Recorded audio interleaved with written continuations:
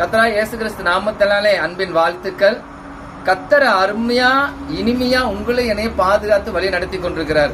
கடந்த 6 மாதங்கள் கிருபையா நடத்தி 7வது மாதத்துல காண செய்திருக்கிறார்.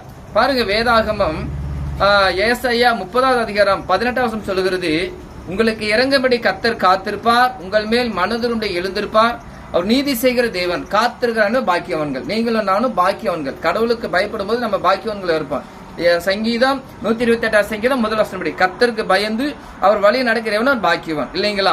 ஆனா பர்தோமை குருடனை பாத்தீங்கன்னா மார்க் 10வது அதிகாரத்துல பார்க்கும்போது 10-11 பார்க்கும்போது அதட்டுறாங்க. ஜனங்கள் என்ன பண்ண, ஒரு குருடன் தான் இருக்கும்போது திரளான ஜனங்கள் போகும்போது அதட்டும் பொழுது அந்த மனிதன் பர்தோமை குருடன் என்ன பண்ண அதிகமா கூப்பிடுறாரு. நீங்களும் நானும் என்ன அதட்ட வந்தாலும் சரி, என்ன நெருக்க வந்தாலும் சரி, என்ன பாடு வந்தாலும் ஒண்ணு உங்களை என்ன பண்ணாது, எந்த பாவமும் மேற்கொள்ளாது. அதாவது எரேமியா 1:19 சொன்னது போல, உனக்கு விரோதமாக யுத்தம் பண்ணுவார்கள், ஆனாலும் மேற்கொள்ள மாட்டார்கள். இந்த ரட்சிக்கபடி நான் உடனே இருக்க கர்த்தர் சுழண்டு வார்த்தைபடி நீங்களும் நானும் ஜெயம் பெற்ற பிள்ளைகள் இல்லைங்களா?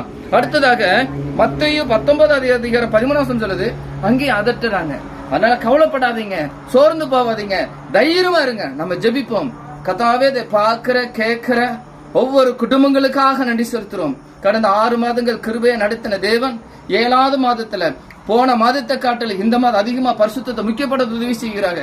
அதிகமா நோய்க்கு கூப்பிட உதவி செய்கிறாங்க. ஆண்டவரே, நெருக்கத்திலிருந்து கர்த்தர் விசாலத்தை தரப்பொருக்கா ஸ்தோத்திரம். எவ்வளவு ஒடுக்க வந்தாலும் பெருக்கத்துக்குள்ள நடத்த பொருக்கா ஸ்தோத்திரம். தேவனே, பிள்ளைகள் ஆசீர்வதியும் பெருக செய்ய ஸ்தோத்திரம். காத்துக்கொள்கிறாங்க. கர்த்தராகிய இயேசு கிறிஸ்து நாமத்திலே கேட்கிற நல்ல பிதாவே, ஆமென்.